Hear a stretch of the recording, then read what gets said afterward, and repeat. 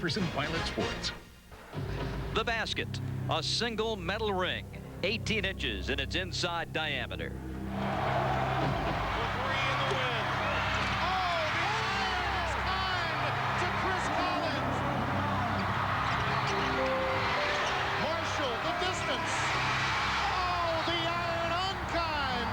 That metal ring is not supposed to have feelings, but don't tell that to the players.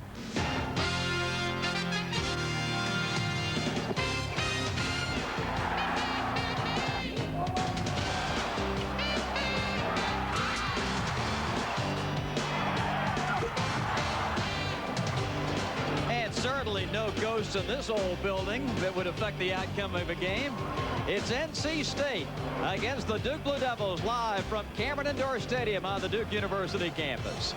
A very pleasant good afternoon, everybody. I'm Bob Rathman. My partner is Bucky Waters, and welcome to a big day of ACC basketball. When Duke and State met in Game 1 in Raleigh, it was a classic, and both come to Durham today, Bucky, with NCAA tournament thoughts uppermost in their minds. Albeit they're pushed against the wall. This is a crucial game. They all are for these two ball clubs, but they could still make it with a run. Well, the proverbial on the bubble teams are everywhere, and these are two of them. Still with chance to do just that. Looking at the home games for Duke and NC State, it's doable. It's very doable. I happen to think Georgia Tech is in, but as with everybody, there are opinions. Maryland with 4 home games has been up and down, and with a player now sidelined, it's wide open. It's possible that we could have 6 teams in the league. We have to in the NCAA. We have to remember that the SRI, the index, Duke, and I'm sorry, ACC is #1. All 6 teams are 66 within it, so it is doable. It's not a dream, but these next 2 weeks and the ACC tournament will decide. Now, in Game 1, we mentioned, you saw a moment ago, Chris Collins' shot went in, Curtis Marshall's did not. But since that game, Bucky, it seems like Duke and State have taken opposite directions. Well, it was really interesting. It was January the 18th. Duke was on a 4-game losing streak, had not won an ACC game, and NC State on a 3-game winning streak, and really feeling their oats. And as we know, the shot that was heard around the world that went in, and the one that was heard in the neighborhood that didn't. And from there, they went in different directions. NC State then went to Maryland, played pretty well, lost in overtime up there, and it was, from there on, it's been a tailspin, almost a free fall. All right, we'll see how it turns out today. It's Duke against North Carolina State from Cameron, and we'll be back with the starting lineups after this message from Budweiser. At Cameron Indoor Stadium in Durham, North Carolina. NC State starting lineup tonight. The pack at 14-10 overall and 3-8 in the ACC. They'll line up this way. Danny Strong, a key man for the Wolfpack, Buck. He's been in double figures in 4 straight games. Well, he's still streaky with that 3-point shot. The key for him today is defense. He's going to have to play Newton, Domzowski, and that's a big load for him. He is not that good a defender, and he's given away pounds and inches. The Duke University Blue Devils are also 14-10 overall, 5-7 in the ACC. Capel and Collins each had 20 in the game at Raleigh, and Ricky Price is coming off that 28-point performance against Virginia on Wednesday. Mike Krzyzewski's had a problem getting points all year long. If Price can sustain, and he is hot, hot, hot, then this team can open up the middle, and the inside players can become better. The opening tip-off, Les Robinson of the pack, set to go to work against the Blue Devils. Next. You see his coaching record against the Devils. As a player, he was 0-6. Mike Krzyzewski against the Wolfpack, 33 wins and 24 defeats, and a miracle win over in Raleigh back in January. Greg Newton and Todd Fuller, the jump center, as we're ready for basketball from Cameron. Stan Rode, Larry Rose, and Chuck Pitts to officiate. Mr. Rose, the pride of Franklin, Virginia, to toss it up between the two big men.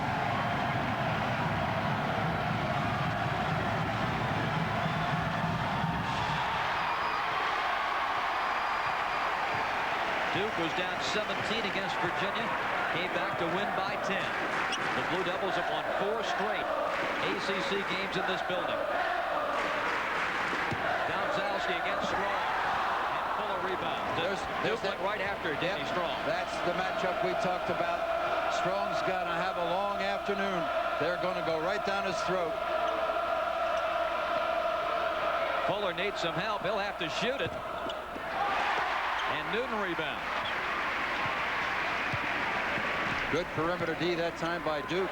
Fuller not having an outlet. There's great respect for State's three-point shooting.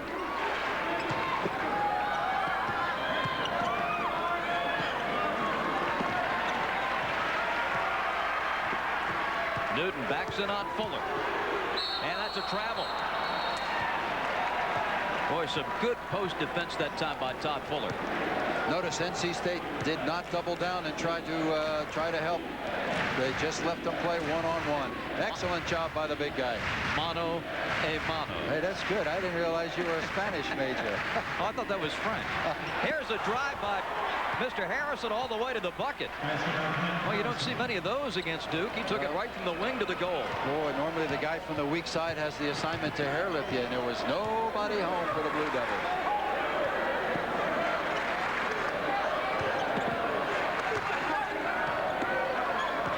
Newton again, and again one-on-one against Fuller. And this time it's Danny Strong reaching in and picking up the foul, his first. Hyatt also having a tough assignment, trying to take the fire out of Ricky Price. That'll be a good matchup to watch. And remember, Duke has gone a little zone, which is quite rare. And it's a matchup zone. Yeah, that's true. Which is really what we call a sloughing man for man. It's very little zone. It's more matchup.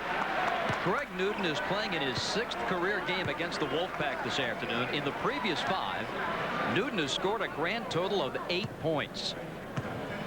He just wasn't a good player off the bench. He just tried to come in and get too much done too soon.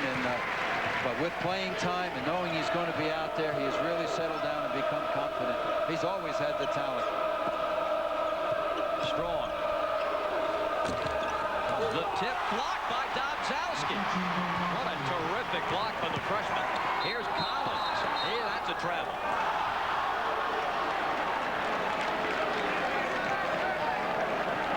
Well, it looked like Clint Harrison had a nice follow shot.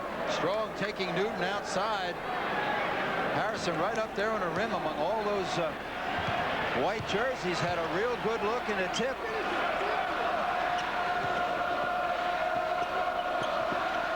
Jeremy Hyatt for 3. And the Wolfpack with a 5-1 lead. Hyatt's 29th three-pointer this season. He's hitting just about 36% of his threes.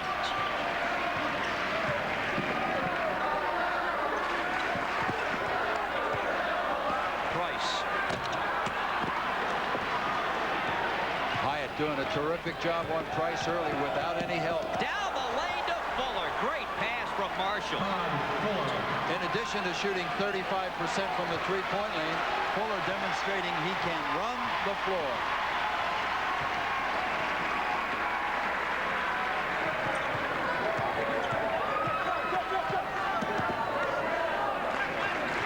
Collins. Shot clock at 15. Newton coming across the lane, but Fuller clogging things up. Back out to Capel. Long 3. And the long rebound to Harrison. State trying to run. Hyatt the trailer. And Newton clears. State taking a very quick shot. With Duke's step situation, it seems to me State would be well served to work that defense a little bit. That 3 is always going to be there. Fuller is number 1.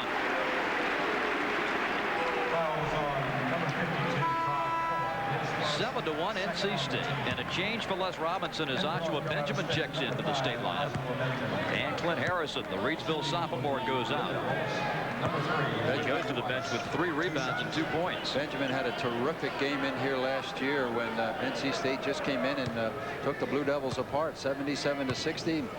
Benjamin with 23 points, and for a guy that's been struggling, and he struggled again in their last game in Tallahassee. Maybe the confines here and the success will give him confidence to play well today. Les Robinson certainly hopes so. Ricky Price talking about having great games in this building. Sure had one Wednesday with that 28-point effort against the Cavaliers. 3 threes and hit 9 of 10 at the line. 7-3 Wolfpack. Danny Strong for 3. No red shirts under the basket. Domzalski with the easy clean. Not putting a lot of pressure on the Duke defense so far. Remember, there are only 6 players down there. Newton.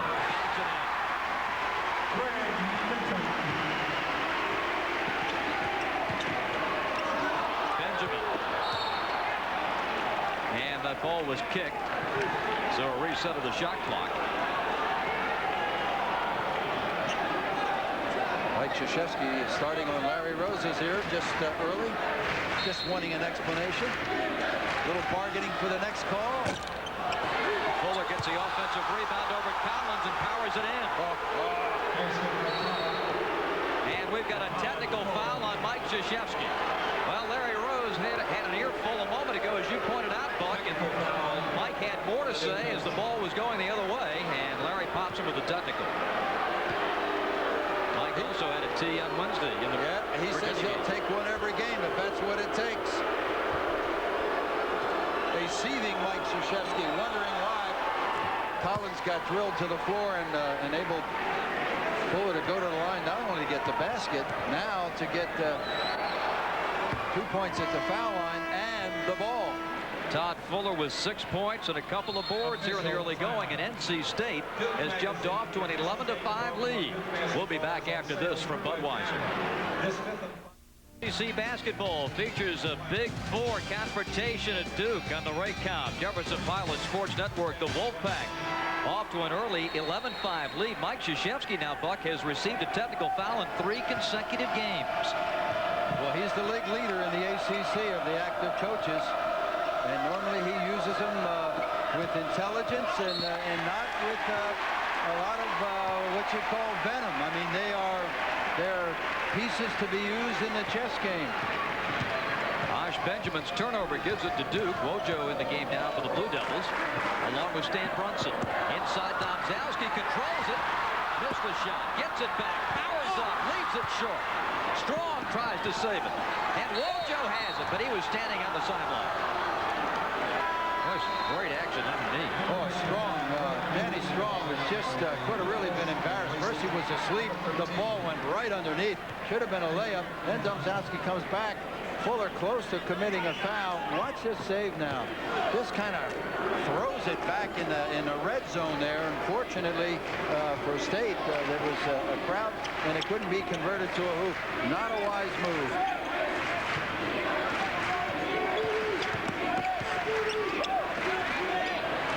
Off the hands of Benjamin. Stan Brunson now guarding Fuller at the other end. Wojciechowski outside to Collins. 11-5 Wolfpack. Hyatt switches from Price to Capel. Clearly he's the toughest perimeter defender that Les Robinson has. Capel did a terrific job moving without the ball that time. When Hyatt gets in your face defensively, you've got to work for your shots. This is NC State's 11th possession. Fuller has touched it once today. Pinkins around to Hyatt, going baseline, but shut off with the double team.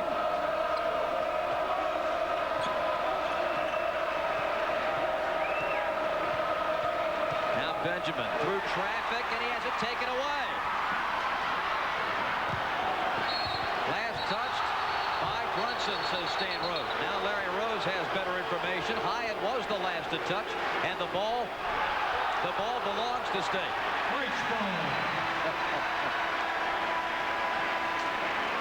I'm not sure intense describes this. Wojo throws it up in the air for grabs. Calabria did that backwards once earlier this year, and it was good for Carolina. He just put it up for grabs. Now Les Robinson is upset, feeling like Mike Krzyzewski calling for a second opinion, and one is beginning now to get the momentum from the officials. Jeff Jones was very clear on that in here the other night with a couple of calls in front of the Duke bench after the technical on Krzyzewski. Ricky Price comes in for Chris Collins. Price without a field goal here in the opening minutes. 2 free throws to his credit. 11-7 Wolfpack. inside Pinkins. Here's a young man, Buck, who's really playing well of late. Al Pinkins off the bench, the redshirt senior, had 13 points and 6 boards at Florida State Wednesday. He's playing longer and longer. He's paying his dues with his therapy, but he's still got some bad wheels there. A lot of heart.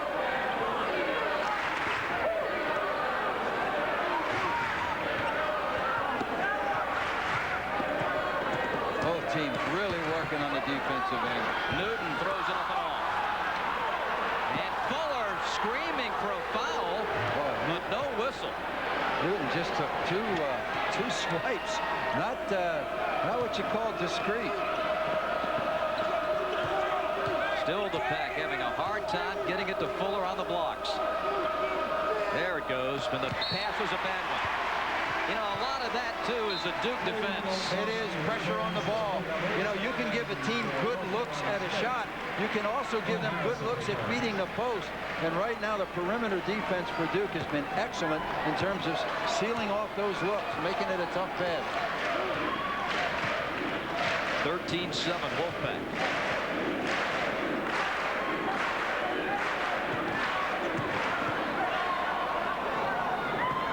Inside Domzalski, fumbles it, then cost him a chance for a bucket.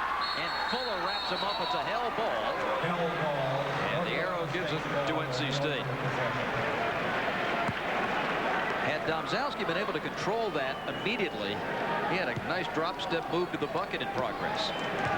Fuller playing very aggressively defensively down at that end, and so far has managed to escape fouls.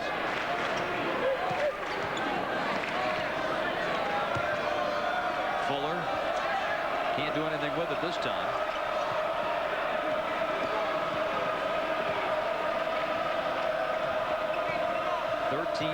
Wolfpack. Marshall just had nowhere to go with it. It looked like from up top here, he had the pick and roll early, but didn't get Fuller the ball back. Well, Fuller curled out, and with the switch, he had Wojciechowski. He should have taken him to the basket. Capel and Fuller with another rebound.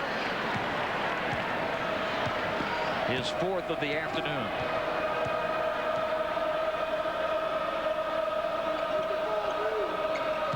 Strong posting up on Capel inside. Harrison in the bucket off the glass. CC with 4. 15-7 Wolfpack. So far, the Wolfpack has matched the defensive intensity of Duke in here, and that was the key to this game.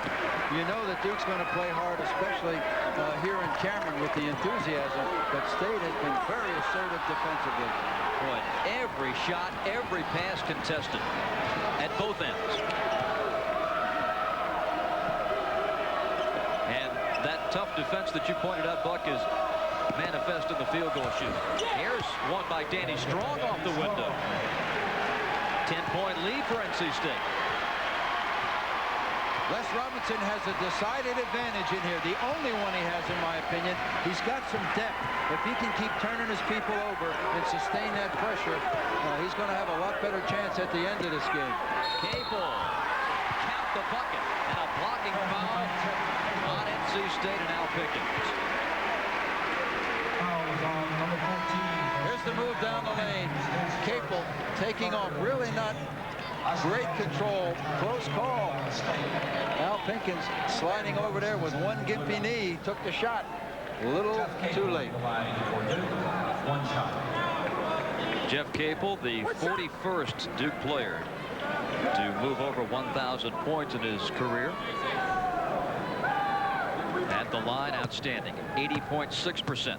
His dad, of course, the head coach at Old Dominion University in Norfolk. 5 points for Capel, and Duke is within 7. A timeout on the floor at Cameron with 10:40 left in the first half. We'll be back after this message from Carquest Auto Parts. T Basketball is brought to you in part by Carquest Auto Parts stores. A couple of keys, Buck, when you watch Fuller. One, they want to try to keep him away from the goal when they can, and then when time permits, a double team. Look at this. It takes 2 to tango, but Damon better be careful. He's yanking on Superman's cape there. I would not want to exercise Todd Fuller's desire to smash me, and he will learn that as a freshman. 6 points, 6 rebounds.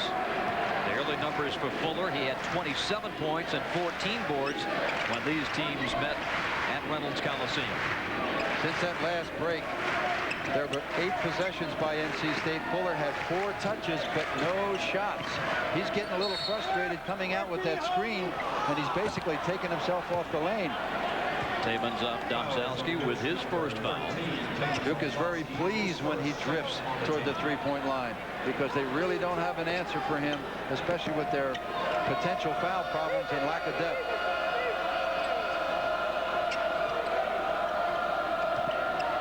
Pickens, and Brunson knocks it out of his hands. 17-10 NC State. 26 seconds on the shot clock.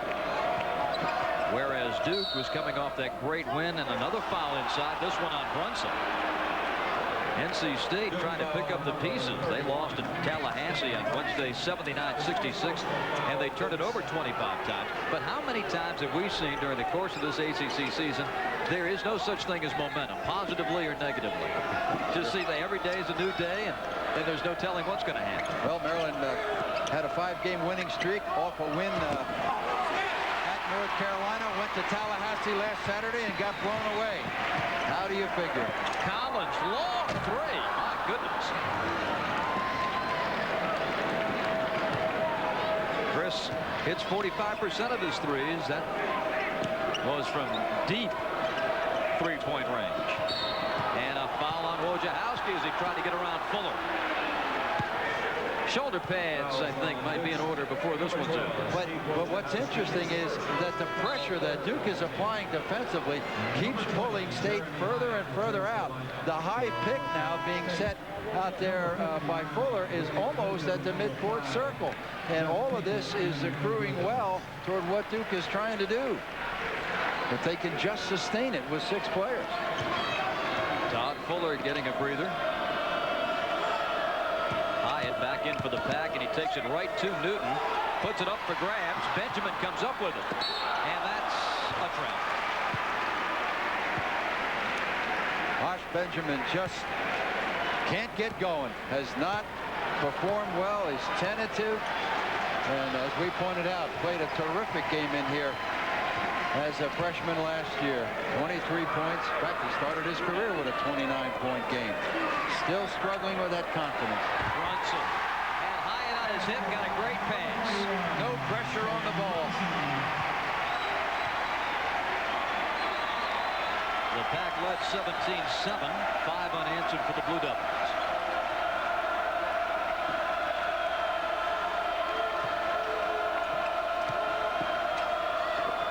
And again, the Wolfpack just throwing it away.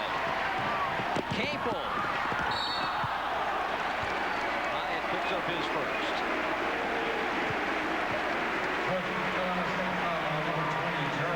There are turnovers of omission and turnovers of commission, and that, well, actually the last 2. I think you have to give credit. Yeah, you have to give credit to the Duke defense, who's Corliss Robinson there. His cheeks about the color of that red sweater. His team's being dominated at that other end after an initial good job of execution. The question again is, can Duke sustain that kind of energy on the defensive end? Todd Fuller. State going with a big lineup as Marshall comes out. And Jeff Capel, 1 of 2 at the line today. Both teams have committed 4 fouls with 8 minutes and 38. It seems more physical than that. And a lane violation against the Blue Devils. Wipe off the free throw attempt. NC State ball. Josh Benjamin, you pointed out, Buck, had 23 in this building a year ago. Pickens for 3.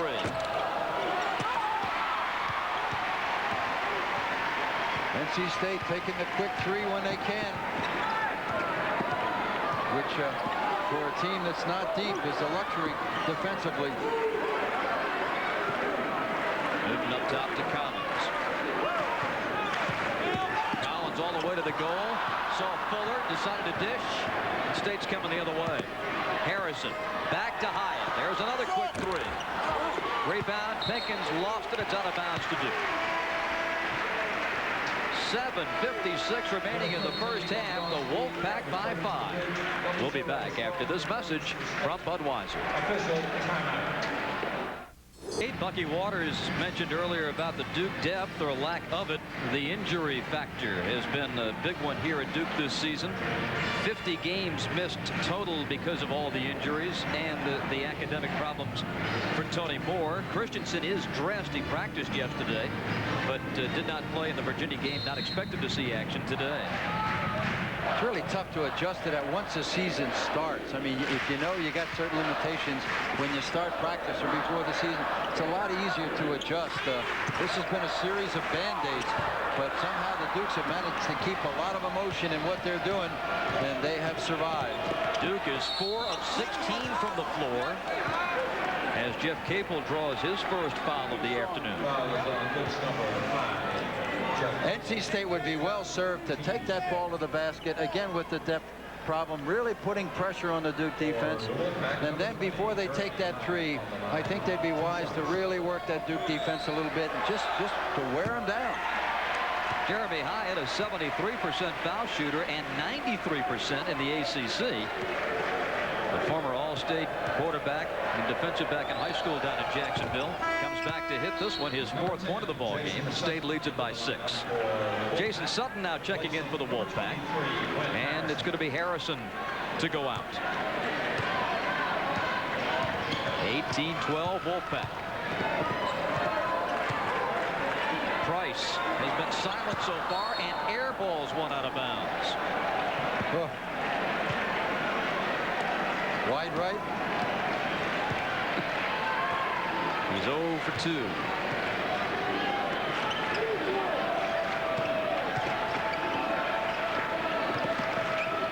Danny Strong goes past Newton, runs into Domzalski, and Taman with a block. Strong gets it back, and Domzalski the rebound.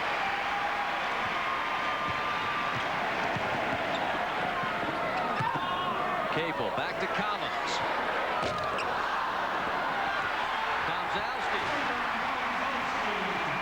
His first field goal to go with 5 rebounds. Despite the fact that Duke is shooting in the mid-20s, within 4. Danny Strong pushes the lead to 7 with his first 3-pointer today. Boy, I saw him just absolutely on fire up at College Park. He went 7 for 11 with from the 3-point line, forced that game into overtime. If he heats up, Duke's got their hands full. Price, Newton, just tough battle inside against Fuller. Oh, very physical game. Strong, in and out. Krzyzewski wants a 20-second timeout. He's got a tired basketball team out there. The pace has been frantic. Nations Bank, a corporate partner of the 1996 Olympics, presents this Olympic salute to excellent question.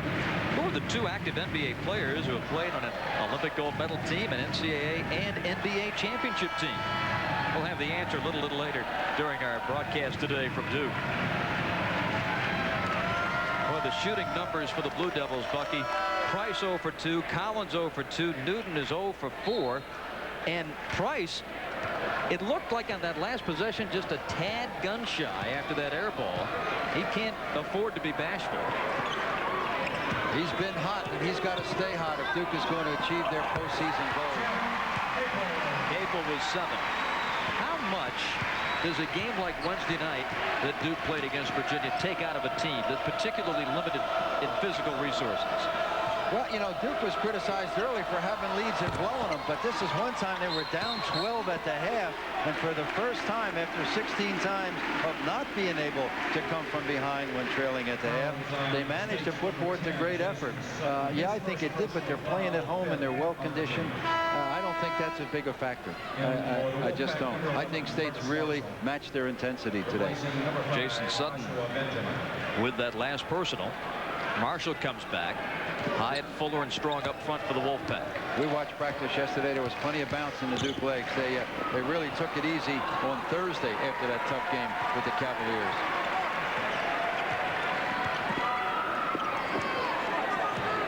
Here's his step is quick. You know, right before that first game, Duke changed his offense, went to a modified flex a little bit to get more penetration. In fact, that was the play that Duke wanted to run at the crucial time to win it. And Collins passed up Price and took the shot. But it's very difficult with that diagonal slap with Capel and Price coming from the wings. Domzalski with another tip in. They've forgotten about Todd Fuller in there. He touched that one, but that's the first one in the last 9 possessions. And Danny Strong picks up his second personal.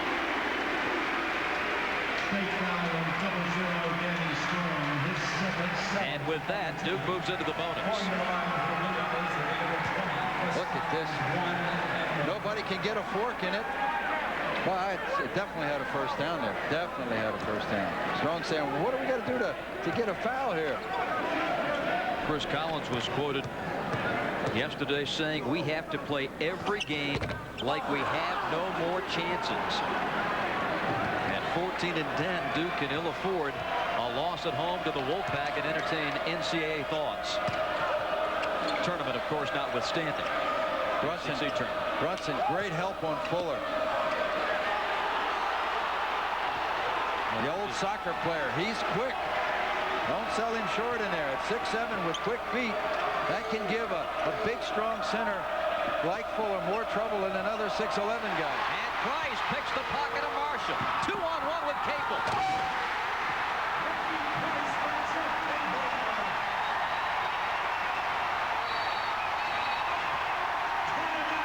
20-second timeout for the Wolfpack. That one will make the 11 o'clock news and the highlight film. When you make those turnovers at the top of the key, Price there, absolutely. You got a billing, a watch, and a ball. But watch, he gets it back. Just rewards from good defense to the slammer. Capel, not being selfish, draws the defense, lays it up there. That's the way you finish a break. And it pulls Duke within 1. Our Nation's Bank questioned the 2 active NBA players with Olympic gold and NCAA and NBA championships, Michael and Magic. And it wasn't a treat to see them on the court a couple of weeks ago. 21-20 NC State, 4:11 left in the half. Duke was down 10 at 17-7.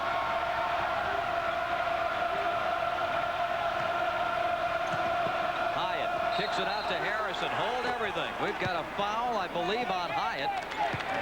And it's going to be Duke basketball. That's the 3rd foul on Jeremy Hyatt. He threw an arm, an elbow, after he got rid of the basketball. Well, it must have been formidable because Domzalski does not go down easily. Well, that is a crucial play for the Pack. Hyatt, their best perimeter defender, and I mean, if they got a chance of stopping a guy like Price or Capel, and it's been Hyatt's assignment this entire first half, and we're 4 minutes from the end of it. So now look for those 2 guys to possibly go off. Benjamin coming in, not a defender, not at Hyatt's level. Look for a Duke spurt.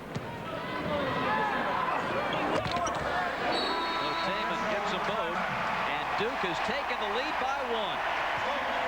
We will return after this message from Continental, the official airline of the ACC. Back to take a 1-point lead. Coming up later today at 4, a battle of the top 2 teams in the conference, Wake Forest and Georgia Tech. The first game went down to the wire with the Deacons behind Tony Rutland, winning by 3. And the rematch today at 4 on your Raycom Jefferson Pilot Sports affiliate. The ACC standings heading into this Saturday of play. The Deacs with a 1-game lead over the Yellow Jackets, and North Carolina at 3rd, hosting Virginia at 8-4. And a tough stretch for the Deacs. Buck, a Thursday night late game on the road at College Park.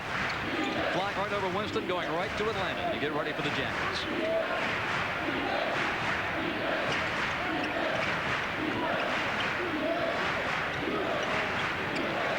Coming out of that timeout, I have to believe the word was find our center. The last 11 possession, Fuller only 2 touches. They were in the same position, pretty good. but the Duke defense surrounded him, forced him to kick it back out. No, we thought the benches would be a factor here. State has played 8. Oh. Well, looked like Benjamin was going to reverse one, and then decided to ditch it to Fuller. Just about took his head off.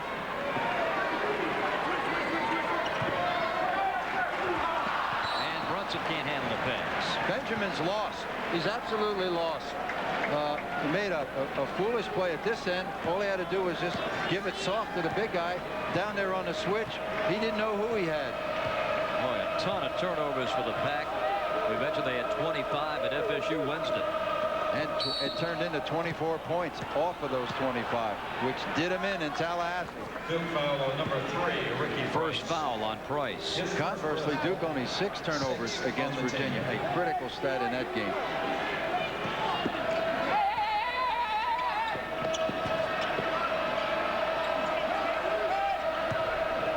Fuller. Oh, how did he hit that one? Boy, he had to force it, too. He really had to force that one. NC State back in front, 23-22. Tough shot.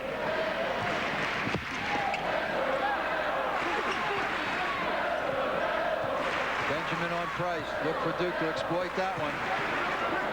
And Ricky goes right to work. He'll be at the line. Jeremy Hyatt's value is he's just undervalued as a player, because at the defensive end he does so many little things, and at 6'6" he can play big and small. Price using the pick well, taking Benjamin to school, gets him up in the air, and the way things have been going for Price, that one normally goes down. Steve Wojciechowski returns for the Blue Devils. He's basically a 4-guard alignment. That's the way Domzowski. Yep, that's the way Duke has been for a major part of games this season. Yeah, we talked about the bench. NC State has played 8 players, and Duke has played, as we know, 6. Both teams generating only 2 points from their bench. So, again, NC State not being able to max that advantage, but if it truly becomes an advantage, it will probably be in the last 10 minutes.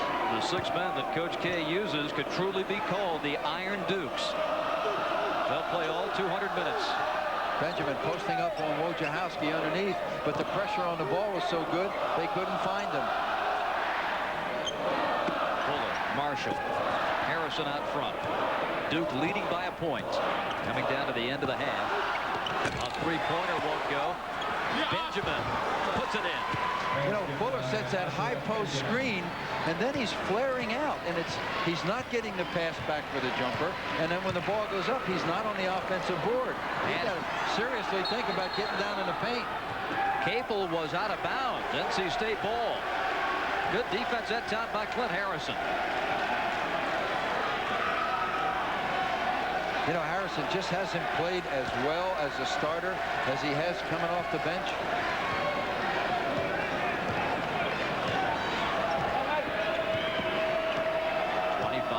Wolfpack.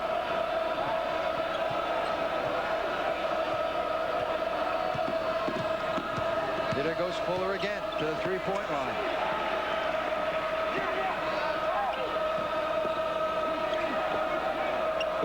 Shot clock at 10. State really working the Duke defense now. 5 seconds to shoot. 4. Marshall all the way. Short. 3-on-2 the other way. Price explodes. Nice job by Chris Collins that time. He got out there quick, slowed down, waited till the lanes filled. Just a clinic on the middleman and the break.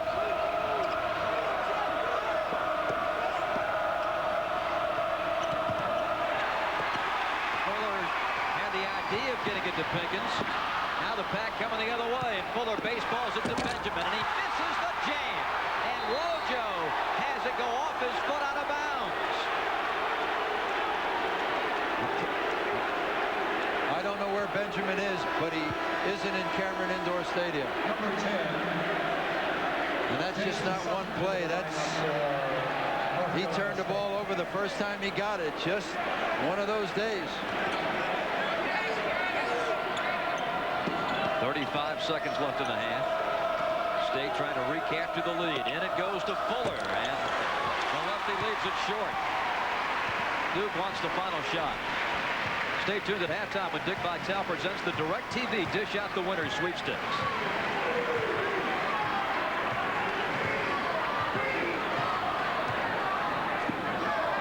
Now Wojo has it. 10 seconds left in the half. Wojo to Capel for 3. Rebound. Collins took it out of bounds. State ball with 1.6. They don't seem to have a plan. Get Fuller down in the lane and throw it to him deep. No. Instead, it's into Sutton, and the ball rolls harmlessly out of bounds as the first half ends. The Blue Devils with Mike Krzyzewski glaring toward the officials, leading by 1 at 26-25. Paul Cameron rejoins us in a moment. Leading Villanova, it is UMass, #1 in the country, with a tough one against Virginia Tech, 33-28. Bucky Waters has called this an upset today. We shall see. Elsewhere on the scoreboard, Virginia, North Carolina tips at 2 o'clock. Later today on most of these ACC stations, it's Wake and Georgia Tech, battle of first and second place in the conference. Florida State and Clemson at night at 7 o'clock. Time now for our ACC Championship Challenge. Voting ends February 10th.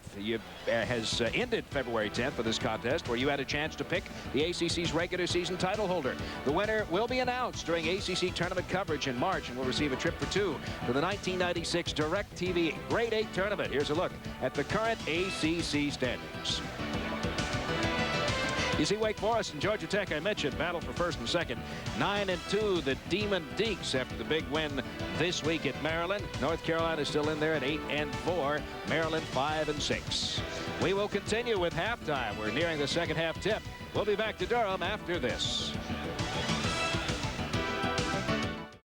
Back live in Durham, it's Duke leading 26-25. Now at the break, Todd Fuller, ACC's leading scorer, 8.7 rebounds. But as we throw it back up to Bob and Bucky for the second half, fellas, I think Mike Krzyzewski has to feel pretty doggone good. His center position, Domzalski, doing a good job against Todd. He has 7.6 rebounds, and most importantly, he and Newton still have 9 fouls between them to work in the second half, guys. And I would think, Paul, that they will use that allotment before the afternoon is through. It's a great point.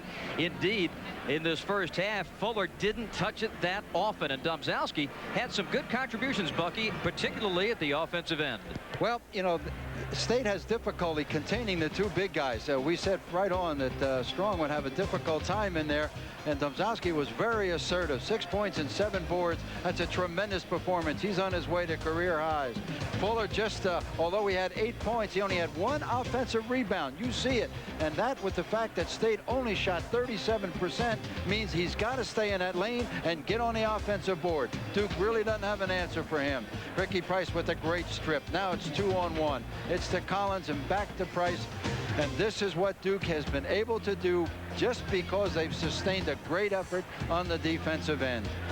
Here's a look at our halftime numbers. The Wolfpack, known for the three-point weapon, just 2 of 10 in the first half, but they do have the overall edge in rebounding at 19-16. Yeah, but they're not getting any free throws. They're not only not shooting from the perimeter at 2 for 10, they're not going to the foul line. Not a good sign for the Pack. And 11 turnovers, giving Duke extra opportunities. We'll continue the second half straight ahead with Duke leading NC State by 1. Jefferson Pilot Sports' exclusive coverage of ACC basketball is brought to you by Discus Athletic, by DirecTV, by Nationwide Insurance, by Ford, by Advance Auto Parts, and by Budweiser. With Paul Cameron and Bucky Waters, Bob Rathman back at Duke. Our game plan for the second half, obviously, get Mr. Fuller involved. Yeah, he doesn't have to shoot every time, but he only had 15 touches out of 35 possessions. He's got to get down in the lane again with all of those misses. I mean, shooting 37%, there's some offensive rebounds, but he's out there drifting, trying to get the ball. Got to use him. And Duke has got to pick on Hyatt. He's a terrific defender and really the glue for the perimeter players. He's starting the second half. When he went out is when Duke made their run. Fuller starts the second half with 8 points, 1 foul. And Hyatt with those 3 personals back out there for the Wolfpack and matched up with Ricky Price. Strong again starting on Domzowski. That was painful for NC State. Domzowski having a great first half. Price nails the 3. When I said pick on Hyatt, I didn't mean shoot over him. I meant take him to the basket. But if you're Mike Krzyzewski, you'll take the second option.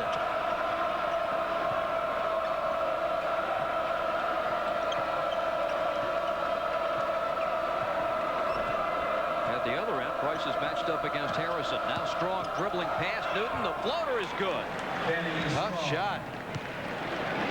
7 for Danny Strong. 2-point Duke lead. These old rivals have been meeting on the basketball court since 1912. And they're giving us another dandy today. Capel now with 9. 31-27 Duke. Critical for Duke to keep up that defensive intensity. That was the biggest reason that Fuller wasn't handling. Pressure on the ball was good. Inside defense was good. And they got frustrated. Todd takes the 3. Tip by Harrison is good. Third bucket. Big guy says you don't give it to me in the paint, I'll go out there on the shiny floor. I can hit those 2. 35% from 3-point is Todd Fuller. First field goal today after a big effort against Virginia Wednesday when he scored 23.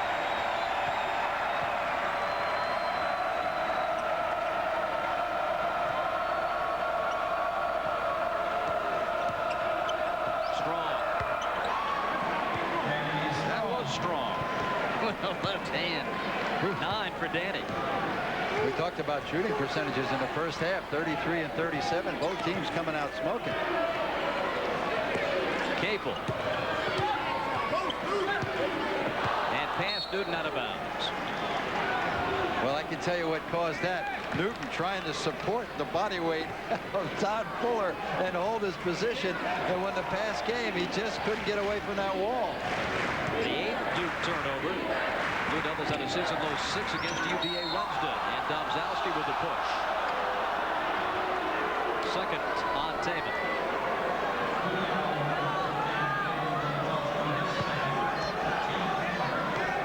Down inside, Domzowski caught from behind. And that's what Fuller does well. You know, he isn't a Baryshnikov, but he's very controlled in there, and he puts it on the floor judiciously, gets bodies against him, and really waits and makes his move at the right time, and that's why he should be shooting more free throws.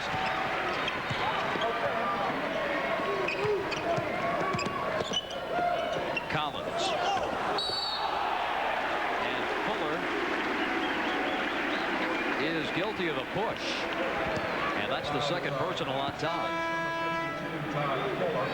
There's the move. Not a very good shot. A little fadeaway there by Collins. Newton had just a sudden lurch there across the lane. Like an epileptic fit. He had a little help. Todd, me lad, you got to be a little smoother than that. Capel. Speaking of smooth, nothing but net on that one. Neither team, Bob, has maintained or picked back up with the defensive intensity they had when they started the game. Danny Strong is taking over the state offense here. Look at that. Collins out, rebound Pinkett. Capel feels it. There is no defense against that. From 10 down to 7 in front for Mike Krzyzewski. You can only measure your defense after they get into your zip code. And that's a backcourt violation against the Wolfpack.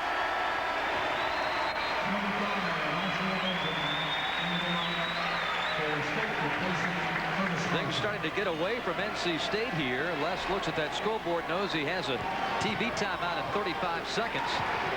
Duke with the ball and up 7. The substitution was Benjamin, who just had a very difficult first half. Capel on fire all of a sudden. to 10, and Les can't wait on the TV time. He's got to burn a 20.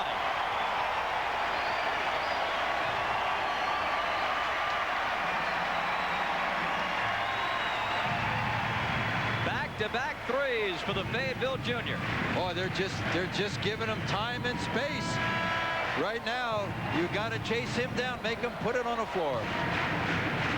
Time now for our smart play of the week, and it comes from last Saturday's Georgia Tech North Carolina game in Chapel Hill.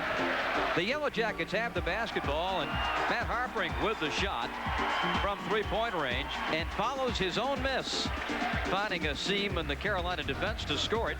Harpering had 17 points and 10 rebounds in the upset at the Smith Center. Georgia Tech with a sweep of Duke and a sweep of North Carolina. Here's Fuller on the baseline. So NC State gets its first second-half point from its All-America senior center. Coming right out of the 22nd timeout, the Pack got the message. Find him. Capel, can he keep it going? No. 10 second-half points for Jeff. 41-33 Duke. Benjamin.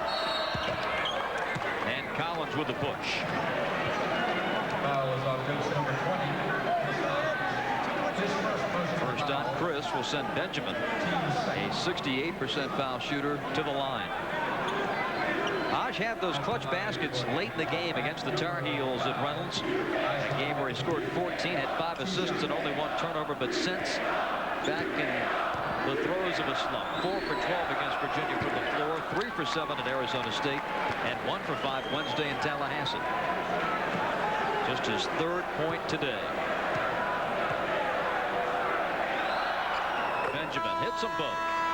And a timeout on the floor at Cameron. 41-35 Duke. We'll continue with our coverage of ACC basketball after this message from Budweiser. Wake Forest, number 2, Georgia Tech in the Thriller Dome. Tony Rutland led the Deacs to a win in the first meeting, scoring 26. But freshman sensation Stephon Marbury wasn't close behind with 23 for the Yellow Jackets. So watch the rematch later today at 4 on your Raycom, Jefferson Pilots sports affiliate. The Yellow Jackets were in great shape deep into that game. Wake had to come from behind late. 41-35 here at Cameron. Duke on top.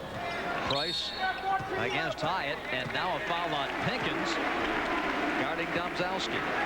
Second on Al. Fouls on State's number 14, Al Pinkins. Domzowski looked like just a tad of a wrap there. Well, we got a little screen from the zebra. Look at that footwork. You think it isn't a man's game in there? And back live, Greg Newton lays one home to make it 43-35. Domzowski coming right out to Fuller, 2 steps past the head of the key. They don't want anybody to have a good look. Benjamin. Oh! And taking it away, Al Pinkins puts it in. Benjamin, after that shot, neither followed it nor got back. He just stood and looked. He just doesn't have the fire that he has shown us last year and even earlier this season. Price measures Hyatt and lays it in. 13 for Ricky. Quickness on display. Hyatt with 3 fouls has to be a little cautious.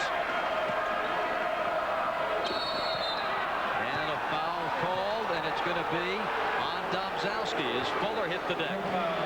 3rd on Taman. The 2 big men in a leaning contest here. I think Domzowski just kind of moved out of the way, and Fuller lost his support. So Taman sits. Stan Brunson comes in. A different problem now. It's 6'7" quickness versus the big body of Domzowski.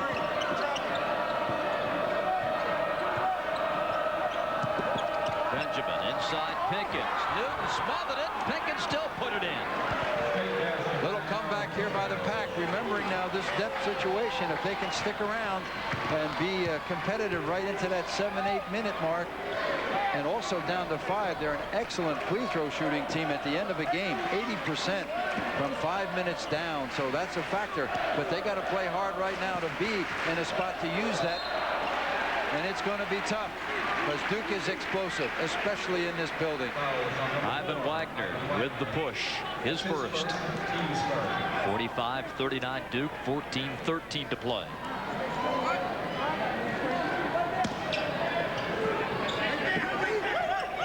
Newton right back to Price. Hyatt catches up with the play. Now Newton backs in on Fuller. And went off the knee of Brunson. State ball. Wolfpack trailing by 6. Only 2 field goals for Greg Newton against Todd Fuller. Not going to get many. Fuller working inside. And Newton protecting the rebound. Les Robinson couldn't believe there wasn't a whistle that time. Here's Collins down the lane. Brunson in the traffic.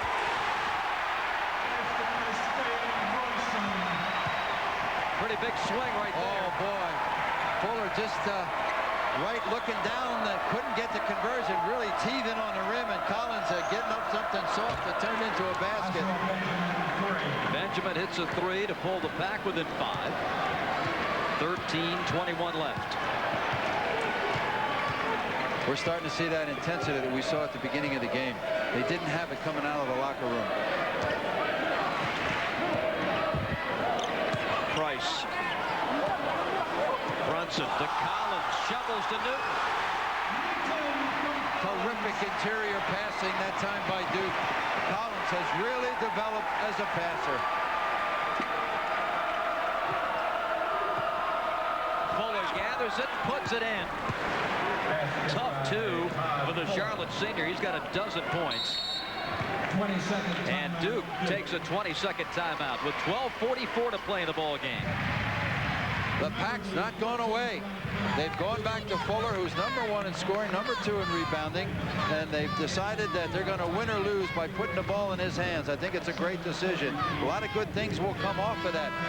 The intensity of the Duke defense not as great as it was early. They just couldn't find Fuller in the first half because Duke put sudden pressure on the ball on the perimeter. That has lessened a bit. Perhaps fatigue, perhaps a little more movement offensively by State, but that's what's happening. The announcers for this game selected and compensated by Raycom and Jefferson Pilot Sports, and the use of this broadcast without their express permission is prohibited. Wolfpack hanging around? You bet. Kick out that game at Chapel Hill. All close affairs until you get down to that last one on Wednesday that got away from them. But 9 out of 11 Bucky in the ACC, and the Wolfpack within 6 points when the final horn sounds. They're clearly competitive in the toughest league in the country. Fuller pulls that one out of the air, and NC State with an opportunity to get a little closer here. Hyatt. Benjamin hit a 3 his last time. Had Wojo on his hip. And no shot. The foul will come on Steve prior to the shot. Benjamin, excuse me, Bob. Benjamin exploiting his size. They're taking Wojo right to the paint. This is, look at this combination in comparison. Wow. Collins and Capel combined for 40 points in Raleigh. Capel's had a terrific second half. Yeah, we mentioned they put in new offense over there. But Wojo can expect to be exploited in the lane if he stays on Benjamin. Fuller. Another nice post move. 14 for Todd. NC State has now hit 9 out of 14 here in the second half. And within 3. When Les Robinson took that 20, Duke had taken a 10-point advantage. Capel leaves this one short, high at the rebound, and State can tie with a 3. Benjamin's going to take it and miss it. I think with the success they've had going to Fuller, they better stay with that.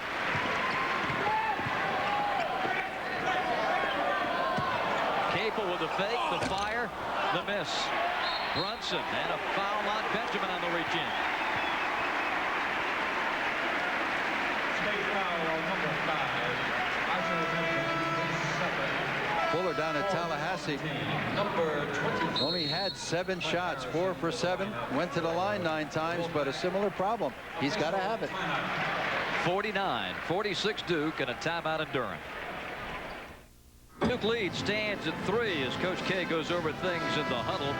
Buck, you mentioned in that first half about Duke leads that had gotten away from them. And here is some of the big double-digit advantages they've had in games that they've lost. But interestingly, in the last 2 games, particularly here against Virginia on Wednesday, Duke was in a big hole. They came all the way back and beat Virginia by 10 after being down by 17. Well, for the last 16 times prior to that, when they were behind at the half, they weren't able to do that. So this is a huge breakthrough for this Blue Devil team that really lacking in confidence. Oh, the shooting percentages in the 60s, reflecting, I think, Coach Waters on the perhaps lack of defensive intensity that was here in the first half. Collins gets it. Boy, if that doesn't bring back memories of the first game. Wasn't a three-pointer this time, but bouncing on every inch of iron available. Friendly rims.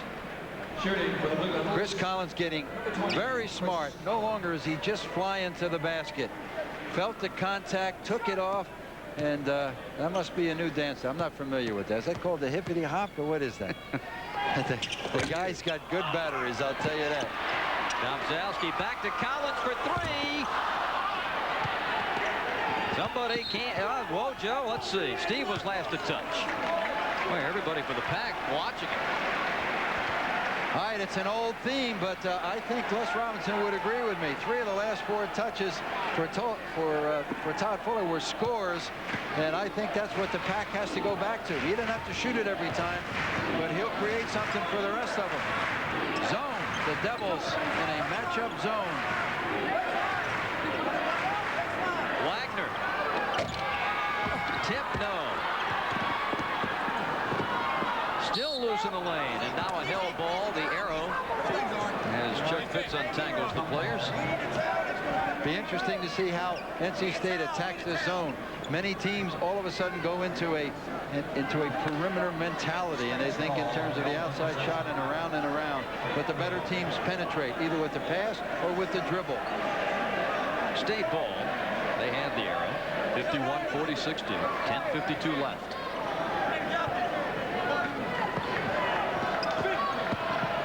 Fuller. And blocked by Newton. What a block. Collins converts to the other end. Boy, Greg Newton just stood and admired his work that time, and I don't blame him. That was a terrific block. Shades of Bill Russell. He blocked it, soft, laid it out there, and let his teammates convert it.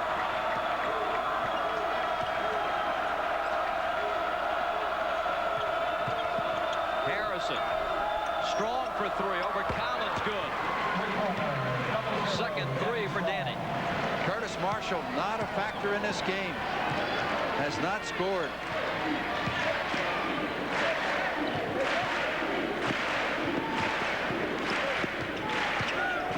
Collins had it knocked free, and that's because Mr. Strong fouled him.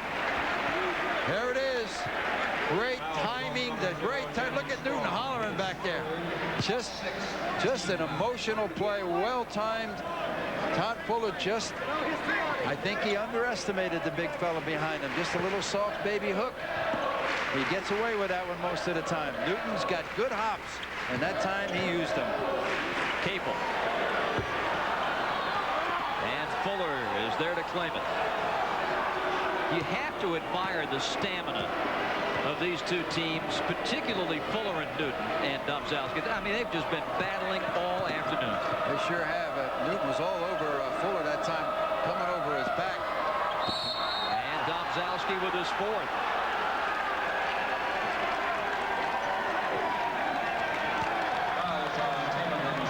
Well, for Duke fans, shouldn't be in dismay because some of their best work coming down the stretch in this good part of the year for Duke has been 4 guards and 1 big man. But clearly it changes the way they play. Collins and Domzalski out. Brunson returns for the Blue Devils. Wojo, Price, Newton, Capel, and Stan Brunson. Fuller at the line. And Long with that first attempt. He has shot almost half of NC State's free throws in ACC competition. His 15th point of this game, and stayed within 3. Down court pressure by the Pack. Wagner head up on Wojo, and he's got the quick feet to stay with him. NC State has committed 6 fouls. Duke only 5. A lot of time. 9 minutes, 15 seconds. We could have one right to the wire, just like in Raleigh. A travel on Price, trying to make that quick move on Pinkins. Boy, how about that? Old Pinkins with his bad wheels, staying with the mercurial Ricky Price. Terrific defensive play. 10 turnovers for the Blue Devils. Again, State with an opportunity to tie the game with a 3-point field goal. Danny Strong, a 2-pointer. Short tip up, no. And there's Pinkins having his jersey grabbed from behind by Brunson. Good play if you can get away with it. Well, the jersey grabbing seems to be in vogue in the Atlantic Coast Conference. This one's soft off the front of the rim. What? Yeah, whoa. Come back here. I wasn't ready. Come back here. That's one of those instinctive reactions you wish you could have back. And the camera never blinks. Coaches weren't yelling at this one, though. Al Pinkins. They will say a non-shooting foul. So State will get the ball out of bounds. Now Stan Road telling Danny Strong and Ricky Price to cool it on the stack. Yeah, but by the letter of the law, if you're not going for the ball, you know, it's a flagrant foul. Could have been 2. Fuller had it banged away from him, and Collins picks it up. 53-50 Duke. Newton goes up, hits it. Newton with 9. Perimeter defense by NC State, staying at home on those good shooters outside. Even Newton one-on-one inside. Fuller connects.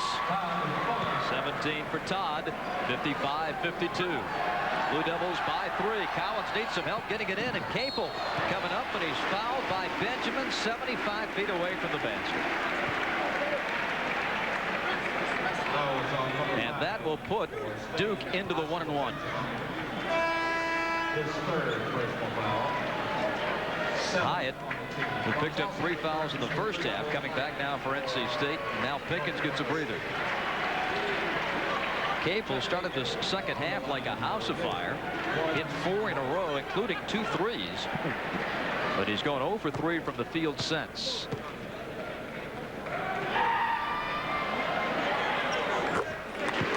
Point number 18. His season high. 27 against Illinois and Western Carolina. His ACC high, 21 against Clemson. And this one is good. So 19 for Jeff. 57-52 Duke. Capel's improved shooting in the second half, plus across the board for both teams has been a combination of defensive intensity not matching the first half, plus these teams are getting used to the fact this is a very physical basketball game. Ivan Wagner, the San Antonio freshman, explodes to the rim. 57-54. State high jump champion at 7'3", and he demonstrated that coming down the baseline about 90 miles an hour.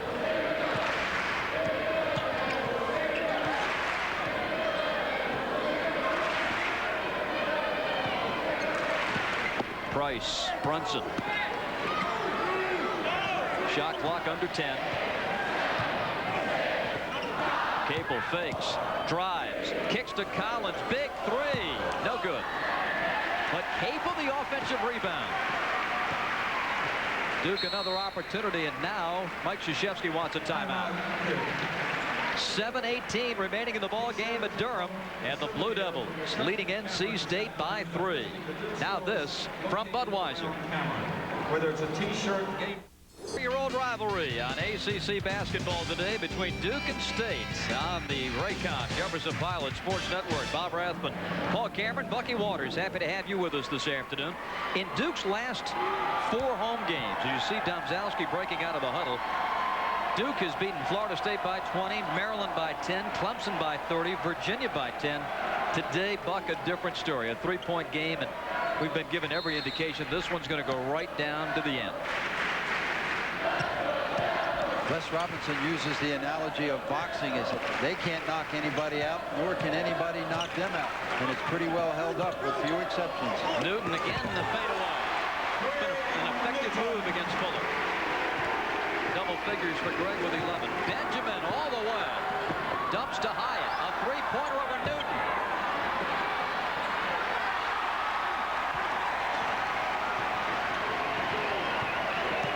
Collins to the bucket. They were respecting the pass, and Collins drove it to the goal. That's hard to believe. I mean, he wasn't even coming down there hard. It was just kind of a cruise, and nobody put a body on him. Collins all the way. Andy Strong loads up a three. His third of the game. 61-57 Blue Devils. Again, Collins has so much improved his ball handling back there. We would have said 2 years ago that he'd be bringing it up against the press. We would have had a lot of people saying, I don't know. Price missing. Hyatt rebounding. Gets rid of it to Benjamin. Wolfpack down 4.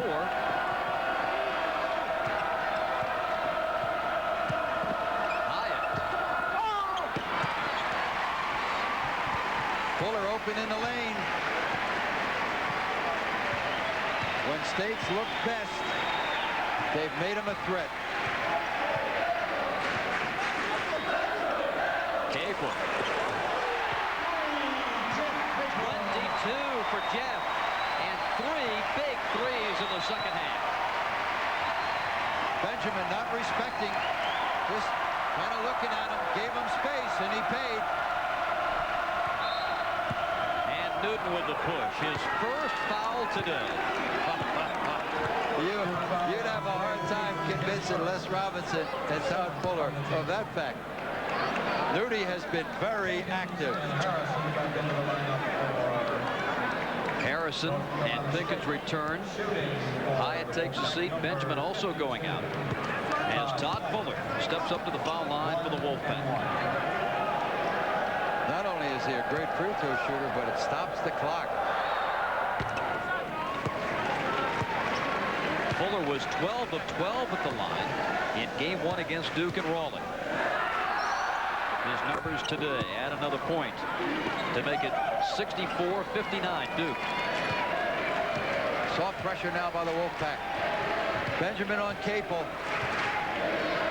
That has not worked well for the Pack so far.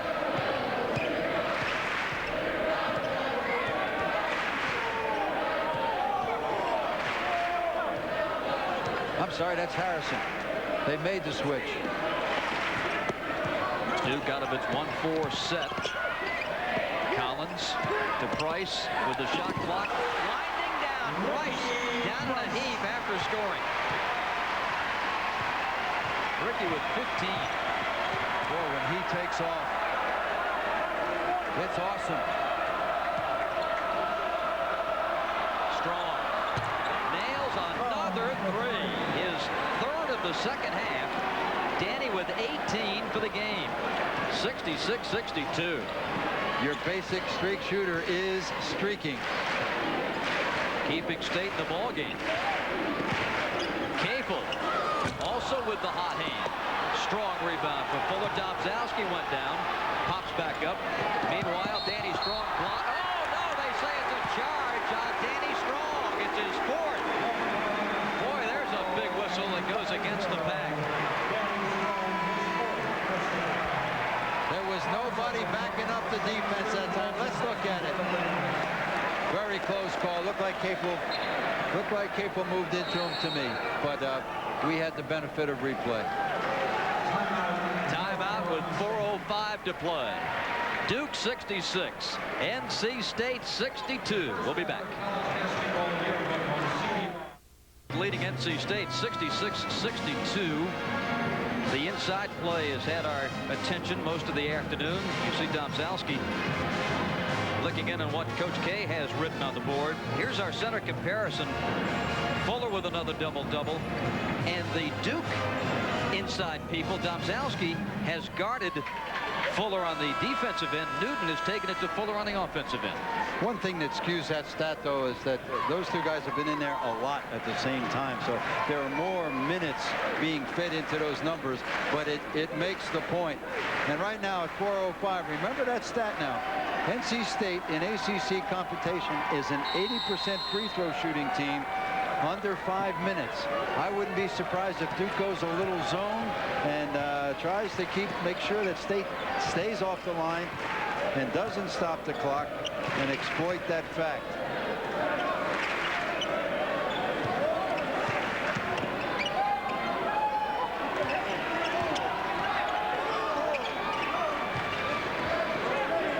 The shot clock for Duke at 10.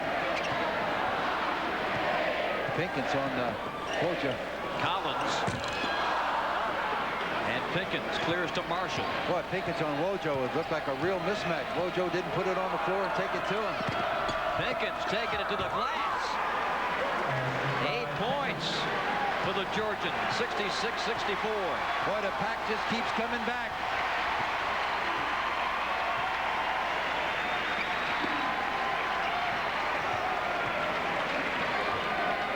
Again, Al Pinkins out there on Wojo looks to me like serious mismatch. Domzalski barrels into Fuller, and a foul on Todd. Wow. Big time move by Domzalski, going right at the senior. Fuller's got to say, what do you want me to do defensively here? Turns and faces. Comes right back into the defense. Take your pick. The honor student shaking his head, saying, I didn't cause the contact. 7 points for Taman. Another good free throw shooting big man. Had an off night Wednesday against Virginia, but has come back to go 3 for 3 at the line today.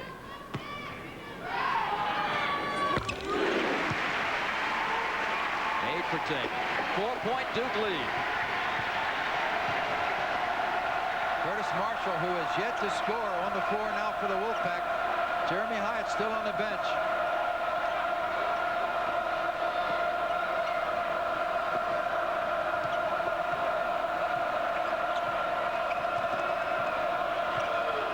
Harrison into Fuller. Double. Powers up. Scores. What a war. It's like an arm wrestling contest in there. 68-66.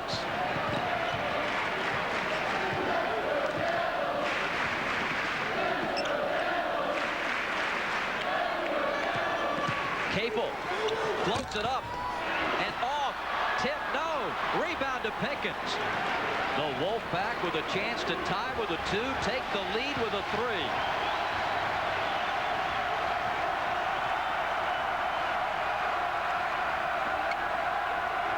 Domzalski with 4 guarding Fuller, and that's where it's going. Todd to tie it.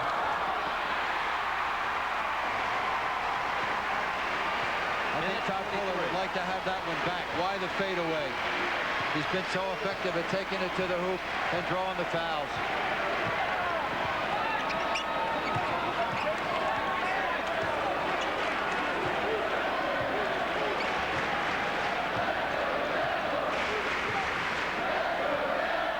Here's Price on Strong.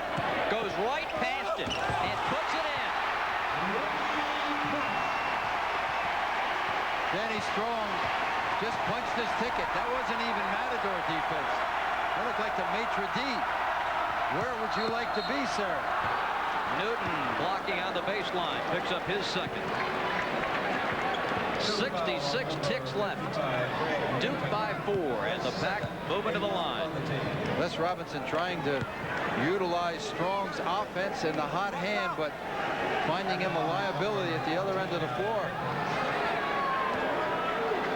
Pinkins, a 52% free throw shooter, has a 1-and-1. Al softly puts home the first for his 9th point of the game. Pinkins has been in double figures for the pack in 3 of the last 4 games, and he can pull NC State to within 2.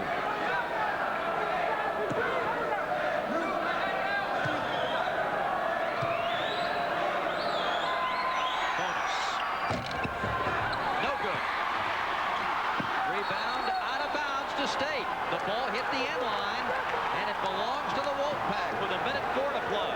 Newton just tried to squeeze that ball so hard, and it just squirted out of his hands. Duke wants a timeout. With 1:04 to play, NC State down 3 and with the ball. We'll return after these messages from the Atlantic Coast Conference. Raleigh, Chris Collins with Duke trailing by 2. The bump and the bounce. And Duke went ahead 71-70. NC State took the ball and went end-to-end. Curtis Marshall to win it for the Pack. Oh. And NC State goes down by 1. It's a 3-point game today. We may have another 1-point game. These two teams have been playing since 1912. There have been 16 one-point games all time. And the two combatants who saw both ends of the emotional spectrum in Raleigh back out there again today with 1:04 left. Marshall is well rested and has yet to score. He spent a lot of time on the pines. And now, having problems getting it in, calls time. And NC State now with only 1 timeout left. Each team has used its 22nd timeout here in the second half. And now Duke and NC State with 1 timeout remaining. 1:04 left, and Duke leading 70-67.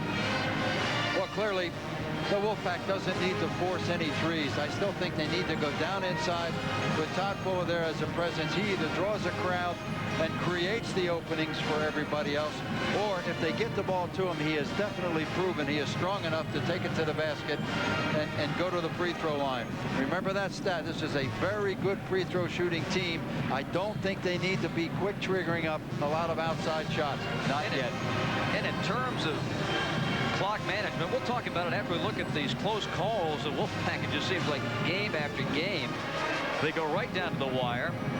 9 of their 11. And they, as Les Robinson told us earlier today, they've been able to win a few of these. Florida State at home, at Clemson, against Carolina at Reynolds Coliseum.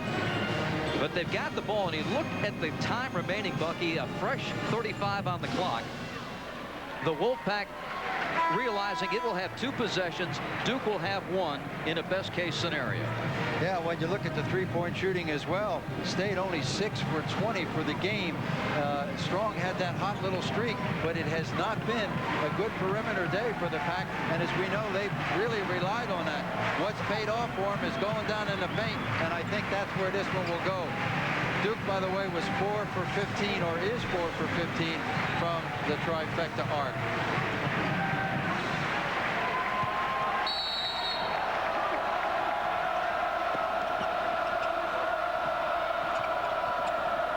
Strong for 3. Tie game. Just like I said. Shades of the Maryland finish. 70 up. And State will have another possession, at least 1. Here's Price. And the rebound to Pinkins. NC State, that's the game clock you see. The shot clock just under that at 28.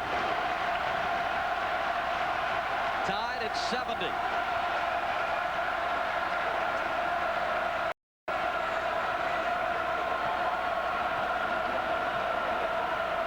Again, Marshall very rested and a good free throw shooter. 10 seconds to shoot.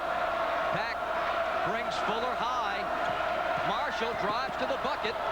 3 seconds to shoot. Fuller, a three-pointer, way short. Pinkins up, no good. Pinkins follows, no good, and hold everything. We've got a foul on Newton as time has expired. And I believe, Bucky, that the shot clock expired on Fuller's miss. Duke is claiming a violation. The ball by Fuller did not hit the rim. With all of that time, for the last shot to be by Fuller beyond the arc, it's just hard to believe. Look at the shot clock. Hit 0 right there. That should be Duke basketball. But with all the bedlam in the building, I'm sure you can't hear the horn. Now they can come to the table to take a look on a scoring and clock situation, and Larry Rose is going to do just that. Here's another look. Fuller with a just beyond the line. No chance of goaltending there. Newton got that one on the way up, but that's really a moot point here. Larry Rose and Stan Rote bring the two coaches together as they untangle it here. The scoreboard clock in the arena shows that time has expired, but I don't believe the horn has sounded. At least we weren't able to hear it up here in the booth. The game ends on the sound of the horn. Let's see if we can hear it on our replay.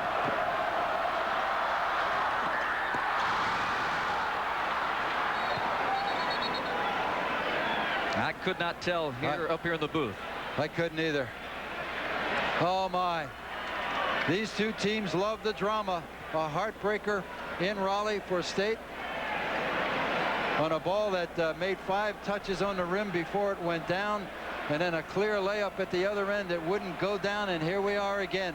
Now what Duke is contesting as the shot clock. Now watch right there as Pinkins gets it. See the clock, the shot clock's at 0. The shot has to hit the rim. And Duke is saying that the ball should belong to the Blue Devils with 1 point and a fraction remaining. Two officials just with their face right into the screen down there, peering to see. Here's the kick out. Fuller desperate. Look at the shot clock above the scoreboard. Right there it hits 0. Yep. See, that's Duke ball. That should be Duke basketball with 2 seconds plus remaining. Now, as play continued, there was a foul called on Newton that would send Al Pinkins to the line. Les Robinson now peering down there with 2 officials. It clearly catches just hits the net. It's 0. Pinkins has the possession. That should be a violation and Duke's ball. But let's see what they see down there. Krzyzewski is satisfied with what he's seen. He is no longer looking. He's made his point. So there should be 2 and change and Duke ball, and they've got to go 94 feet. But Les Robinson, it must be going through his mind, I've seen it all. I have seen it all. Because if there is no shot clock violation and Pinkins gets that rebound, State's got a chance to win the ball game at the foul line. But that's not going to happen, it appears. All right, one more time. Fuller forcing the 3. It's a 0. And with the help of the monitor replay, we're assuming that the officials are seeing the same thing we are. Close to a foul out there. Boy, what a turnaround that would have been. Boy, did the ball hit the rim? And, you know, from that angle, it looks like it just grazes it. No, it didn't from that angle. Boy, from that the last replay, I thought it did. Boy, you look at this 100 times and you start seeing things. We need about 12 cameras here and to look at every angle, but clearly from our vantage. Watch, almost a foul. Gromzowski almost committing the foul after the shot. I mean, he did get a body.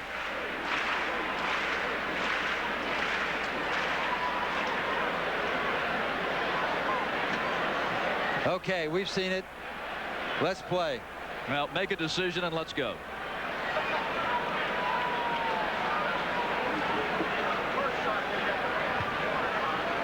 Now, what the officials, I think, are trying to determine now is how much time they should put back on the clock. I'm going to guess about 1.2 or 3 seconds. It looked like the horn. Well, this is the game clock here, supered. Now, when that baby hit 0 on the shot clock, see, Pinkins has it 3.6. So somewhere in that vicinity is what Larry Rose is going to put on the clock. So now they're getting together. It will be Duke basketball. It is a shot clock violation against the Wolfpack. And now we're trying to determine just how much time is going to be put back on the clock. We understand it's going to be 3.6. Duke ball to go the length of the court. As Robinson and Krzyzewski stand side by side. 2 class acts in the heat of a game like this. Yeah, it says something. There have been some combative situations between coaches in our league, but it can't get any more tense than this, especially when you reflect. Here's 2 teams fighting for their life, and they've just done this. in Raleigh a month ago, and yet there's respect, and there's the ruling. Now Les Robinson has to figure out. Duke timeout. He's got time to figure out how he's going to keep that ball. They still have not put up the time, but we understand it's 3 and change, which is plenty of time. 3.6 is what we're guesstimating, and it's crucial right now because State has committed 9 fouls. Not only do they not have one to give, if they inadvertently make a foul, it's a 2-shot foul, and that's a heck of a lot different than taking a chance on a 1-and-1.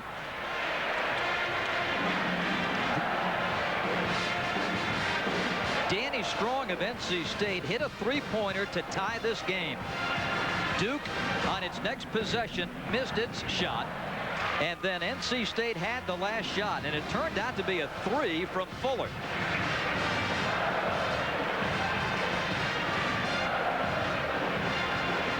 So now Coach K drawing up what he hopes will be a game-winning effort here. They've got to go 94 feet in 3.6 seconds. Well, Duke taking that timeout. They've got the timeout wrong, but they got 36 up there instead of 3.6, which will bring a little consternation, I do believe. There we go. Todd Fuller spotted that immediately, the engineer that he is. There we go. Now they're having a hard time with that decimal point. They moved it all around, but I guarantee you they'll get it right. These are 2 fine academic institutions. There we go. So 3.6 left for the doubles. You know, they don't have to do that often. They're down there reading the manual, trying to figure out how to do that. Looks like me at home with my VCR trying to program it. How long's this thing been flashing midnight? Hush. Hey, I'm not a high-tech guy.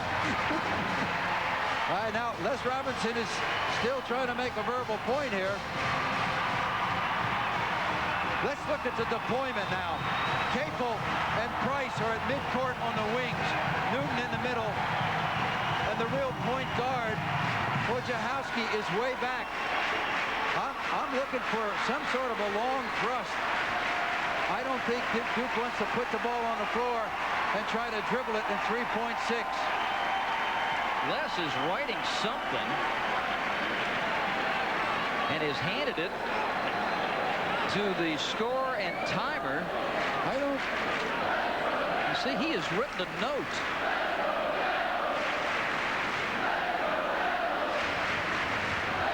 Skeeter Francis, longtime bureau chief in the ACC, is our timeout coordinator down on press row, and maybe he can overhear what's going on. There's a look at Skeeter. But I can't understand what Les could have possibly written here. Unless he wrote down, I am officially protesting this game. Why the? It's almost like you're playing in a foreign country and you're trying to make yourself understood. Now, Les takes a look at the deployment and burns his final timeout. We talked about the foul situation. NC State with 9 cannot afford to commit a foul. It will be a 2-shot foul. Duke, on the other hand, has committed only 8. So that in the factor, although I don't anticipate any team fouling purposely at this point, at least if Duke makes a foul inadvertently, it's a 1-and-1, and your percentage is a heck of a lot better. I think they're going to go long. I really don't think that Duke is going to try to inbound short and advance it up there for a good shot. I'm looking for a quick thrust at midcourt. What I don't know is, does Duke have any timeouts left? Does Duke have any timeouts? They're both out. 20s and full. I think it's going to get as close to midcourt as they can, and the 2 guys they're really looking for are on the wing. Price and Capel, both of who've had flashes of brilliance today, and I think that's where the thrust is going to go. Whichever one of those can get the ball is going to the basket. And Newton's going to try to get down to that box and make himself available. With 3.6, if they can get a deep pass, they've not only time for one shot, Bob, they've got time for an offensive stick back, and that's a very important part of this planning. But I was coaching, we used to practice this with crowd noise taped in and practice guys from the end line. And what we like to do was do a little screen and throw it to the paint at the other end and tell the officials to look for the push, making sure that if the ball is high and bodies go up, if there's any pushing and shoving, you got a chance to draw the foul. And that way you get the ball down in scoring territory a little bit like a Hail Mary. Here's the setup. Duke has changed it after the timeout. Yeah, but the wings are still there. And before we leave, kudos to Rose, Pitts, and Rote for getting this situation squared away. Good officiating, fellas. Amen. Good pressure on the ball. And it's kicked by Harrison.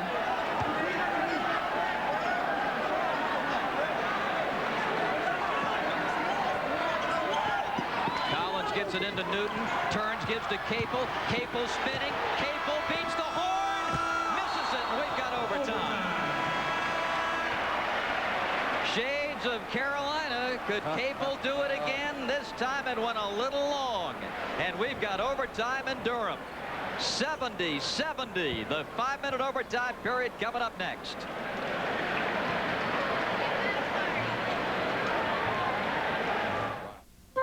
'96 ACC season. State and Duke go to overtime at Cameron, and neither team has had much luck in overtime this season. Duke is 0-1, losing at Georgia Tech 73-71. NC State lost at Maryland by 3, and in double overtime at home to Virginia by 2. Put another log on the fire, darling. We're in overtime. It is cold outside, but this place really heating up. Newton and Fuller and Rose to put it in the air. And Duke wins the tip. Each team now getting a timeout. The foul situation remains. Price. Long board tipped out to Capel. Jeff, an open look. Newton with really a heads-up play, pushing that ball back out to perimeter to give the Devils another chance. 72-70 Duke. Benjamin knifing through. Gets it back. Feeds to Fuller. The fake. The fire. No. Pinkins had it stripped. Fierce inside. Oh, there's got to be a lot of skin under fingernails out there. It has been a clawing afternoon. Two teams not desperate, but close to it. Collins kicks it out to Price. But another opportunity as Capel keeps it alive and puts it in. Second chance points. The Blue Devils getting 2 cracks each time down. The Wolfpack's got to figure out a way to hold them to 1. Good rebounding. That's how. Blocking foul on the baseline, and it goes against Newton. And for Greg, it's his 3rd personal. Domzowski operating with 4, and free throws for the Wolfpack. A 1-and-1 coming for Al Pinkins. Looking back over regulation, State had 67 possessions, scored on 24. That's a 36% ratio. Fuller had 30 touches. And on 16 of those, the Pack scored. That's 53%. They got to find them in the overtime. Remember, great free throw shooter. Plus, the front court, not Newton, but Domzowski, serious foul trouble down there. Al Pinkins at the line, now in double figures with 10. The second shot coming. Pinkins with a tattoo of a pit bull on that left arm. And it's been that kind of a game. 11 for Pinkins. 74-72. 2 huge free throws for Pink. Benjamin on Collins. Jeremy Hyatt has disappeared from this game. 3:20 left in the first overtime. Capel travels. Now State gets the ball back.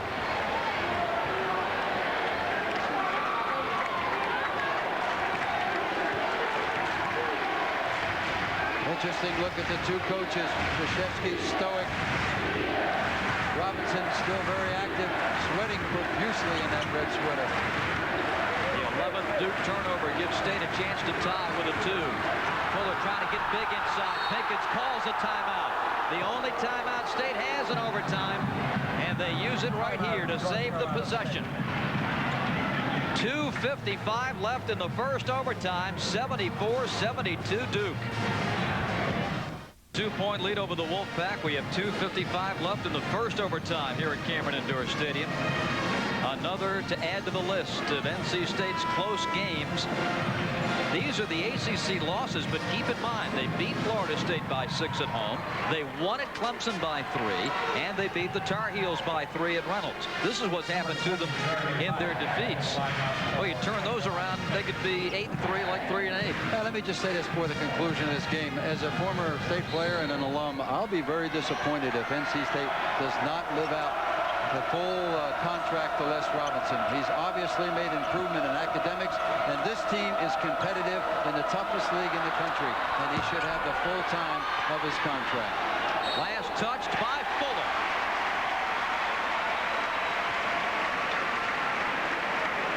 Wagner will check in. Hyatt is back for the Pack. Number 4, Ivan Wagner in the lineup for North Carolina. 2:40 left in the first overtime. There's Ivan Wagner. And Pickens will go out. Duke leading by 2. Collins, Capel, and Price have logged the entire afternoon. If they had a break, it was minuscule. If the Pack can just generate some pressure out there and try to capitalize on the fact that they've got to be awfully tired. The game against Virginia, oh my. Capel just lucky to get that one back. Oh, and a steal by Wagner, and a foul on Collins. Capel just leaving a long bounce for Collins, and Wagner with the quickness was able to get to it. Or is it? Now they say the foul is on Wagner. What? Well, we couldn't tell from that angle. Newton has been very effective. Wow. I don't believe that. Oh, my. 2 shots for Collins. Wagner got to the ball first. That's the way it appeared from here.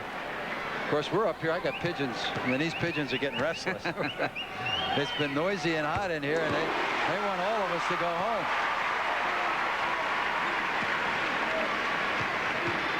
(75-72) Duke with 2:13. Boy, that was major. Absolutely major. Makes it a 2-possession game. The Duke crowd, they've just been going bonkers this almost the entire second half. Danny Strong tied it in regulation with a 3. Benjamin, loose ball, tipped last by Duke. State ball, 17 seconds to shoot. Give Duke defense credit. NC State just doesn't have a plan down there offensively. They're struggling just to get a shot. Witness the last shot of the game. Fuller has to go a step past the 3-point line to try and beat the shot clock. Fuller up short, and a foul. Is it on Domzalski? They're going to say it's on Capel. That keeps Domzalski in the game. Jeff was volunteering. Breaks all going the Blue Devils' way at this juncture. Newton keeping that ball alive for second chance points with those deep tips. Questionable call, and that could have very easily been Domzalski's 5th. So Cameron Magic working right now for the Blue Devils. In 2 games against the Devils, Fuller is 18 of 18 at the line. 2 big ones here to keep State alive. 1:47 left in OT. With his free throw making ability and the factor of stopping the clock, Les Robinson has to have Fuller as the first option at every possession. Has to. They don't need quick threes. A 2-point Duke lead.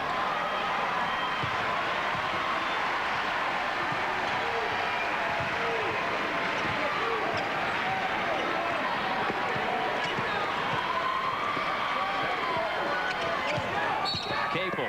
And a foul. A hand check on Benjamin. Capel will shoot 2. Both teams now have reached 10 fouls, so it's 2 free throws around. Capel, explosive. And both hands on Capel for the hand check. 26 today for Jeff.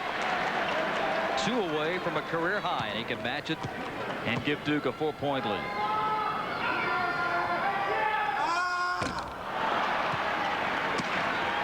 Not to make excuses, but you got to figure fatigue in some of these shots, both from the field and the line. Indeed.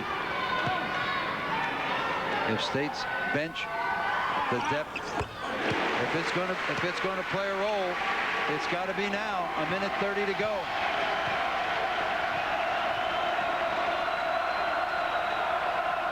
Capel a near steal. Hyatt gets it, goes to the ball. Fuller ends up with it and stuffs it to make it a 1-point game. Oh, momentum wearing a red jersey now. That was a loose ball that went right to Fuller, and he knew what to do with it. The Wolfpack will get it back. 1:04 to play in the overtime. 20 on the shot clock. Collins, big, long 3. No, and Fuller the board. The State team that lost by a point at home to Duke now trying to take the lead, down 1. Let's see what they do with it. It's going to be Benjamin. Loose in the lane. Capel's got it.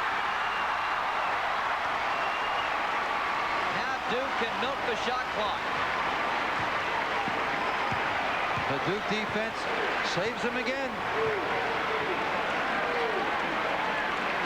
Just about 4 seconds difference between the clocks. Any foul now is a 2-shot foul. And Strong trying to poke it away. Well, they got to ride it out now. If they're going to foul, they should have fouled a while ago. Yes. And Danny Strong fouls out of the game. And with him goes the threat of the 3-point shot that he proved clearly in that surge by the Pack. 13 seconds left. And it's going to be Clint Harrison to come in to take Danny's place. 21 for Strong. And he hit 5 3-pointers today. 4 in the second half, including the one that tied the game at 70 toward the end of regulation. 2 shots for Collins, and they're huge. It would guarantee a tie.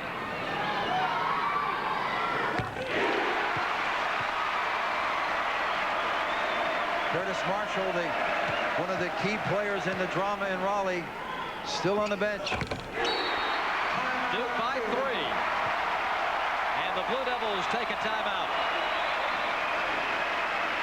NC State must negotiate 94 feet and hit a 3 to send it to a second overtime.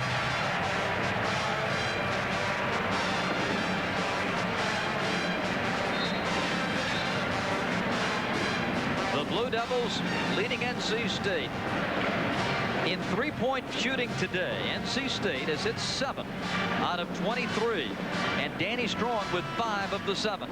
Well, Curtis Marshall is a 43% 3-point shooter, but at least the last team that was on the floor for State did not include him. Benjamin only 31. Hyatt a respectable 36. Al Pinkins an amazing 44 at 19 for 43.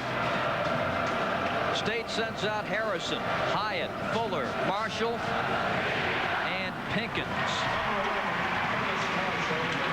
Hyatt to inbound. Mike Krzyzewski takes a look, deploys his club defensively. Pinkins hovering in midcourt. Marshall gets it into Hyatt, and Jeremy brings it ahead. State down by 3. Marshall to tie it. 2 seconds. The ball game is over.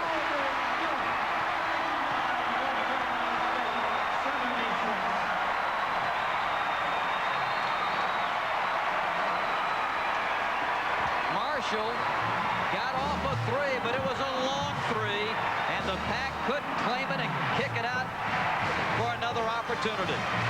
And another heartbreaking defeat for the Wolfpack. Mike Krzyzewski's ball club wins 2 against State by the skin of its teeth. Wow. Underscore the Duke defense. Whenever they needed to have the big play on the defensive end, they got it. And they got it a long time with just a few players. A very courageous performance. 79-76 Duke. Our final in overtime. And here's another look at that final shot. Curtis Marshall going over Wojo and through Larry Rose. Really off left. They needed to be fouled on this one, but within that scrum, it was always possible. Keep it on the floor. Can't hurt you there. Ricky Price scored 17 today. Capel, the high man, with 27.